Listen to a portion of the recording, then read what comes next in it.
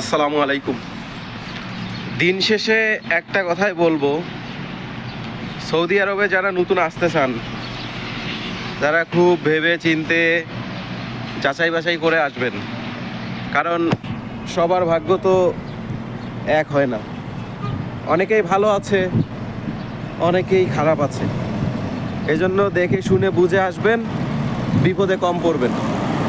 আর যে কোম্পানিতে আসবেন, যার মাধ্যমে আসবেন, সেখানেই থাকার চেষ্টা করবেন। সেখান থেকে চলে যাওয়া, ভেগে যাওয়া, চাকরি ছেড়ে দেওয়া না জানিয়ে এই বিষয়গুলো করবেন না, তাহলে আরও বেশি বিপদে পড়বেন। আমি এখন কিছু কেনাকাটা করব। কেনাকাটা বলতে সবজি, তারপর মাছ কিনবো। তো এখানে বাংলাদেশি দোকান আছে, আমি বাংলাদেশি দোকান থেকেই কেনাকাটা। দোকানে যেতে যেতে একটি কথা না বললেই নয়, সৌদি আরবে অলরেডি প্রচণ্ড গরম শুরু হয়ে গেছে। আমি দুপুর এখনো হয় নাই, 10টা বাজে। তো এখনই যেই পরিমাণ তাপমাত্রা, নিঃশ্বাস বন্ধ হয়ে আসতেছে এমন অবস্থা। তো যারা গরম সহ্য করতে পারেন না, তারা সৌদি আরবে আসিয়েন না ভাই। আর কি, হালকা কাজও আপনার কাছে অনেক কষ্ট লাগবে, কাজ করতে পারবেন না, পরে হবে দালালের দোষ অথবা যে আপনাকে নিয়ে আসবে আপনার আত্মীয় স্বজনের দোষ। যারা গরম সহ্য করতে পারেন না, তারা সৌদি আসবেন না দয়া করে। ইউরোপে যান, ভালো থাকবেন।